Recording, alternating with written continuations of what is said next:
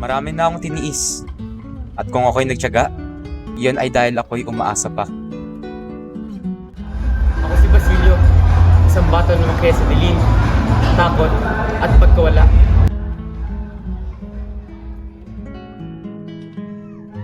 Sa murang edad, nasaksiyan ko ang pagkamatay ng aking ina.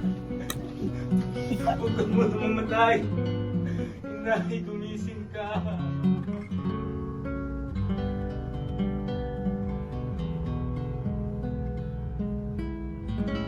Isang pangyayaring hindi ko kailanman malilimutan dahil wala ni isang taong natagot.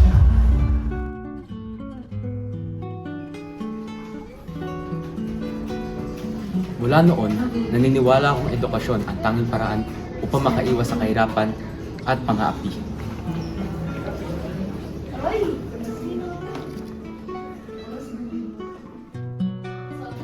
Nag-aaral ako hindi lamang para sa aming sarili, kundi patunayan na may pag-asa ang isang alilang tulad ko. Ngunit, habang ako'y natututo, ay unti-unti kong nalalaman ang katotohanan.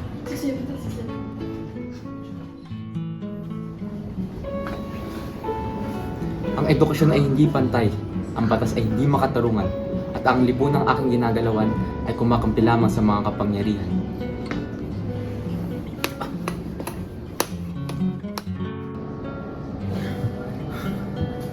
Natanong ko ang aking sarili, kung hindi sapat ang kaalaman upang baguhin ang sistema, hanggang kailan ako mananahimik. Sa panahon ng Espanyol, si Basilio ay payat, simple manamit at may dalang aklat bilang isang estudyanteng nagsisikap makaahon sa buhay. Naging natatangi siya sa talino, sipag at paniniwala sa edukasyon kahit dumaan siya sa hirap. Isang mahalagang linya niya ay marami na akong tiniis at kung ako'y nagtiyaga, iyon ay dahil ako'y umaasa pa. Malaki ang epekto ng pakikipag-ugnayan niya kay Simon dahil ipinakita nito ang kanyang pagdududa kung reforma o radikal na pagbabago ang tama. Sa mga unang kabanata, mas maituturi siyang mabuti dahil pinili niyang mag-aral at umiwas sa gulo. Dapat tularan ang kanyang pagsusumikap sa edukasyon at tahimik na paninindigan. Sa kasalukuyan, maihahambing siya sa mga kabataang estudyante at youth activists na nakakaranas ng red tagging at pananakot ayon sa Inquirer at Rappler.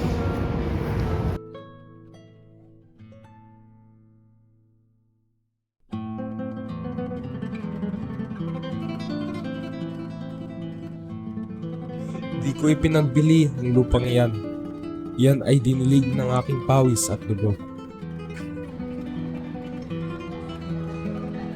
Ako si Cabezang Tales, isang magsasaka at isang ama.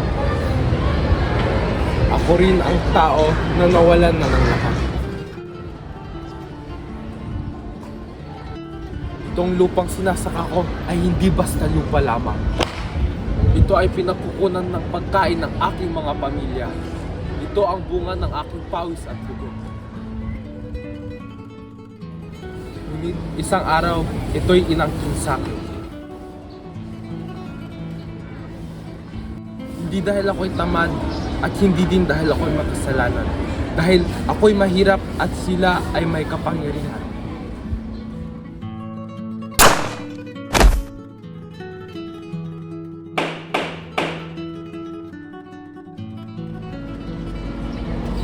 Nang ako'y dumulog sa batas, ako'y natalo.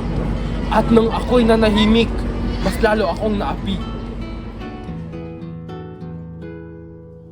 Hanggang sa dumating ang sandaling wala na akong ibang pagpipilian kundi lumaban. Tinawag nila akong iligsan. Ngunit ang totoo ay ako'y isang taong naghanap lamang ng katanungan. Si Cabezang Tales ay may kayong maging balat, pag-ispak na kamay at mga sunog na sa araw dahil sa pagsasaka. Naging natatangi siya dahil sa kanyang tapang at pagbabago mula sa tahimik na ama tungo sa lumalaban sa kawalan ng posisyon. Ang mahalagang linya niya ay, hindi ko pinagpili ang lupang iyan. Iyan ay dinilig ng aking pawis at dugo. Nagkaroon siya ng malaking epekto sa kanyang desisyon na lumaban matapos maago ang kanyang lupa noong kabanatang 3. Sa simula, mabuti siyang tao na nagsusumikap para sa pamilya, ngunit napalitan lamang ng marahas na landas. Dapat tularan ang kanyang panindigan sa karapatan, ngunit hindi ang karahasan. Sa kasulukuyan, may ahambing siya sa mga magsasakang nagprotesta laban sa isyu ng lupa at land grabbing na naiulat sa ABS-CBN at sa news sa Philstar. Sa bawat pahina ng kaalaman, may tanong. Sa bawat lupang inagaw, may kirot. Hindi sapat ang matuto kung walang makikinig. Ang tunay na hamon ngayon ay kung paano tayo kikilos upang ang kasaysayan ay hindi na muling maulit.